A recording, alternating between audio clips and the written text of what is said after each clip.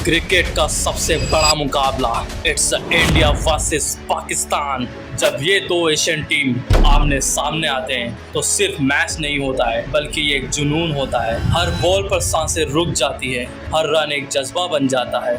इस मैच में दिली खामोशी चाहिए होती है लेकिन दिलों में तो तूफान होता है। टीवी स्क्रीन पर सिर्फ 22 प्लेयर होते हैं लेकिन हर घर एक मैदान होता है। एशिया कप 2025 में ये दुश्मनी फिर से जिंदा होने वाली है दोस्तों। नए हीरोज, नए रिकॉर्ड्स और वही पुराना टेंशन जो दुनिया के हर कोने में महसूस होगा। क्या इस बार भी भारत का पलड़ा होगा भारी या पाकिस्तान लिखेगा नई जीत की कहानी? तो तैयार हो जाइए क्योंकि जब इंडिया और पाकिस्तान टकराते हैं तो पूरी दुनिया रुक जाती है और दुनिया या तो टीवी के सामने होती है या फिर वो ग्राउंड में होती है। ये वो 40 ओवर नहीं जिसमें सिर्फ बॉल और बैट टकराते हैं, ये दिलों की टक्कर होती है। एक तरफ 140 करोड़ का भरोसा होता है तो दूसरी तरफ मुल्क की उम्मीद होती है और बीच में क्रिकेट बॉल होती है। ये राइवलरी सालों पुरानी है।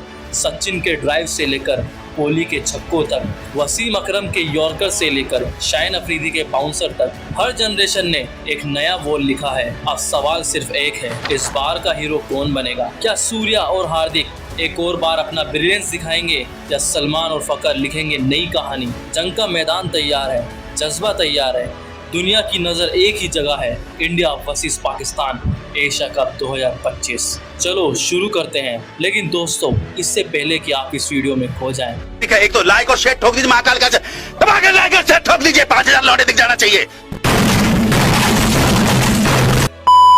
इंडिया जो अब तक एशिया कप में 8 बार पाकिस्तान से जीत चुका है, अपने रोशन सफर को आगे बढ़ाना चाहता है। लेकिन पाकिस्तान जो लास्ट टाइम भी इंडिया को चैलेंज कर रहा था, इस बार अपनी न्यू टीम और अपने रो परफॉर्मेंस से फिर दुनिया को हैरान करना चाहता है।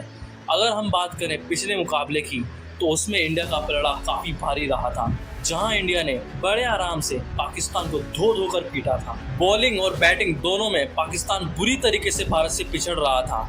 इस मैच के हीरो रहे थे कुलदीप यादव। अगर हम बात करें इससे पहले हुए कुछ मुकाबलों की तो उसमें भी इंडिया का पलड़ा काफ़ी भारी रहा था, जहां हमें मैच जिताने वाले कई हीरो रहे थे।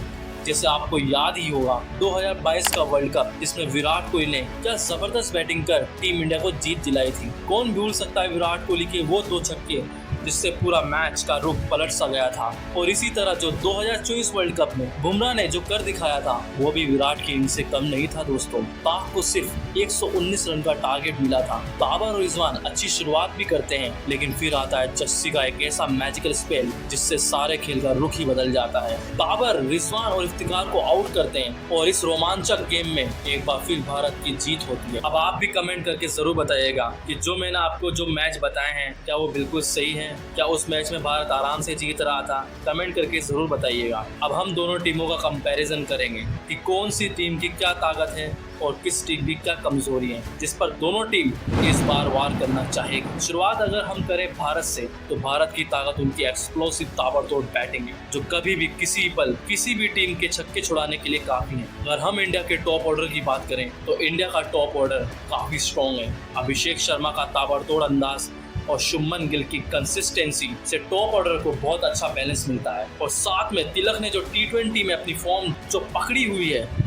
उससे हम सब उसके टैलेंट को जानते ही हैं। मिडिल ऑर्डर में सूर्य कुमार यादव और हार्दिक पांड्या अच्छे मिडिल ऑर्डर प्लेयर हैं और पांड्या लोअर ऑर्डर में भी अच्छी हिटिंग कर लेते हैं। संजू सैमसन का भी एक परफेक्ट बैलेंस है, वो रन चेस में काफी अच्छे रहे हैं। और अगर हम बात करें यहाँ डेप्थ की तो शिवम दुबे और अक्षर पटेल जैसे ऑलराउंडर इंडिया की बैटिंग को और स्ट्रॉन्ग बनाते हैं। इनके पास बैटिंग डेप्थ है जो किसी भी टारगेट को चेस करने में मदद करता है। अगर हम पाकिस्तान की बैटिंग की बात करें तो ये भारत से बिल्कुल उल्टा है। इनकी टीम की वीकनेस इनकी बैटिंग है। अगर हम पाक के टॉप ऑर्डर की बात करें तो पाक का टॉप ऑर्डर इंडिया के टॉप ऑर्डर के मुकाबले काफ़ी वीक नज़र आता है।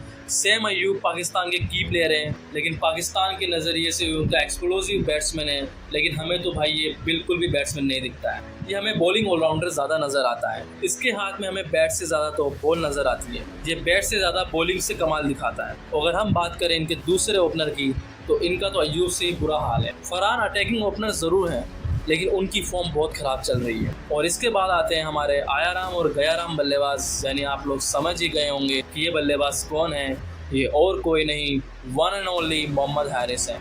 ये भाई या तो ये बल्लेबाज एक ओवर में ही 20 रन मार देगा या फिर ये 2 बॉल पर ही आउट हो जाएगा। मिडिल ऑर्डर में फखर जमान एक अच्छे बल्लेबाज के रूप में दिखाई दे रहे हैं। सलमान अच्छे मिडिल ऑर्डर प्लेयर्स जरूर हैं, पर जब टॉप ऑर्डर फेल हो जाता है तो मिडिल ऑर्डर थोड़ा यहाँ पे परेशान नजर आता है। डॉट पर डॉट ये लोग खाने लगते हैं और बाद में रन रेट को बढ़ाने के चक्कर में आउट भी हो जाते हैं। अगर हम पाकिस्तान की डेप्थ की बात करें तो पाकिस्तान की बैटिंग डेप्थ में सॉलिड है। पाकिस्तान के लिए दोनों नवाज इस फेज में अच्छे बैटिंग करते हैं। मैं बात कर रहा हूँ यहाँ पर हसन नवाज और मोहम्मद नवाज, साथ में फहीम अशरफ हैं जिन्होंने भी कई मैच जिताऊ पारियां खेली हैं। शाहीन अफरीदी और हैरिस रॉफ जैसे बॉलर्स लोअर ऑर्डर में थोड़ी पावर हिटिंग भी कर लेते हैं, जैसे हमने इन दोनों को 2022 T20 वर्ल्ड कप और एशिया कप के मैचों में करते देखा है। बैटिंग में इंडिया के पास थोड़ा एडवांटेज है। इंडिया की बैटिंग थोड़ी ज़्यादा कंसिस्टेंसी और डीप नज़र आती है। इंडिया के पास स्ट्रॉन्ग टॉप ऑर्डर है और शानदार मिडिल ऑर्डर भी है। अगर हम बात करें इंडिया के पेस अटैक की तो इंडिया का पेस अटैक वर्ल्ड क्लास है। जसप्रीत का डेथ बॉलिंग और यॉर्कर्स काफ़ी डेडली होते हैं। साथ में हार्दिक पांड्या का दुबई में अच्छा फॉर्म रहा ही है और साथ में स्पिन डिपार्टमेंट में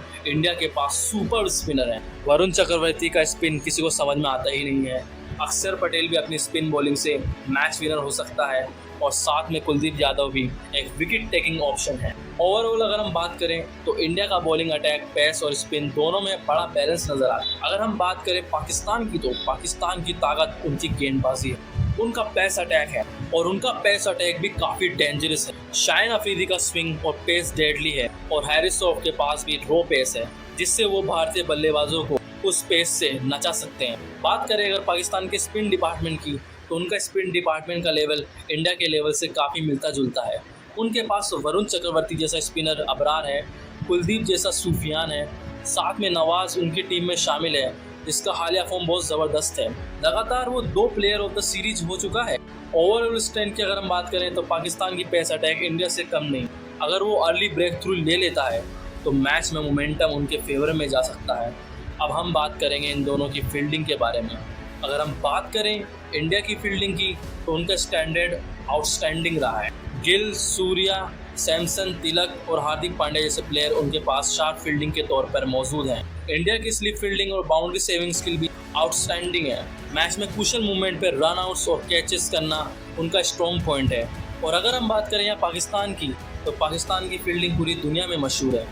पाकिस्तान की फील्डिंग थोड़ा इनकंसिस्टेंसी है। आप सबको पता ही होगा 2021 में वो हसन अली का कैच जिसको छोड़ने पर पाकिस्तान का क्या हशर हुआ था, लेकिन उन्होंने काफ़ी इंप्रूवमेंट किया है। सैम अयूब, सलमान आगा, हैरिस, नवाज और शाहीन अफरीदी कुछ अच्छी फील्डिंग करते हैं, लेकिन स्लिप और बाउंड्री सेविंग में थोड़ा यहाँ कमज़ोर नज़र आता है। कैचिंग और ग्राउंड फील्डिंग में भी पाकिस्तान की फील्डिंग कुछ इनकंसिस्टेंसी है और जब उनके फील्डर प्रेशर में आते हैं तो मिस्टेक हो ही सकती है। इंडिया का फील्डिंग डिपार्टमेंट क्लियरली यहाँ शानदार रहा है। उनकी कैचिंग और बाउंड्री सेविंग स्किल उनको इस गेम में आगे रखेगी। इंडिया का टीम ज़्यादा यहाँ बैलेंस है, specially with the depth in both batting and bowling. तो कमेंट करके ज़रूर बताइएगा दोस्तों कौन जीत रहा है इस बार